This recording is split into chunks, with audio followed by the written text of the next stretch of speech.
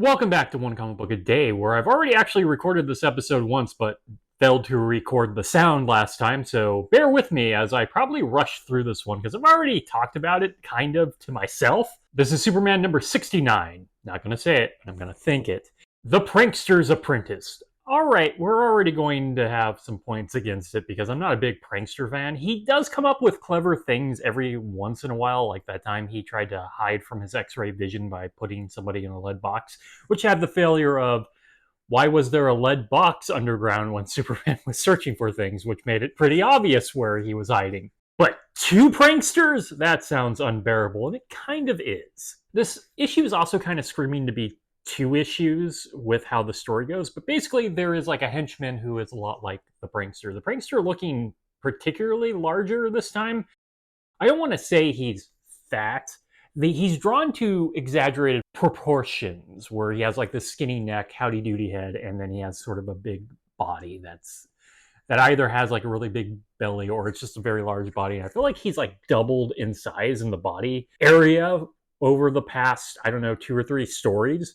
It's definitely becoming way more exaggerated. But one of the guys pulls a prank on him. The prankster is not insulted. He likes that initiative.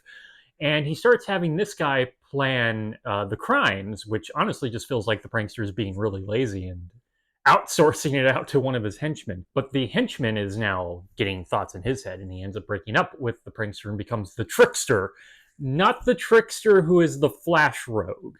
A different trickster, because it's a pretty common and simple villain name.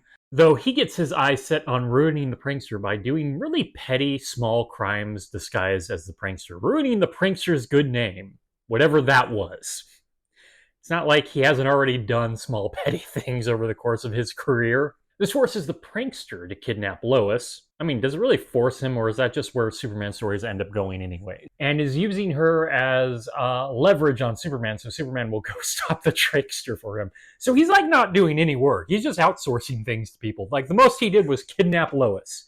And Superman goes along with this because this is just simpler. He can probably easily save Lois, but there would probably be a little bit of danger for Lois. There is no danger this way. They're not particularly all that difficult for Superman to deal with. In fact, he essentially has them fight each other at a point.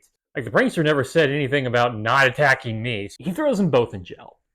But where I think this story would have worked better is if we had set up the relationship between the prankster and the trickster for an entire issue, and then have the breakup, and then this issue be the ruining of the prankster through the trickster being maybe better than the prankster, to the prankster having to turn to Superman.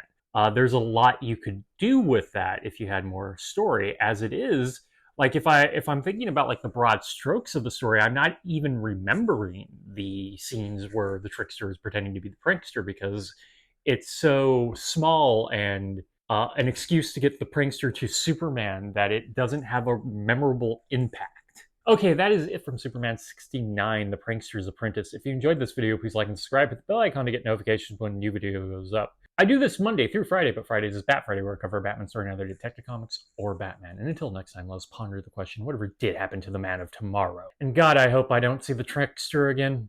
He doesn't need a second pranking supervillain. I mean, Mxyzptlk is already kind of a pranking supervillain to begin with, and he has a whole hell of a lot more powers. Okay, have a great day.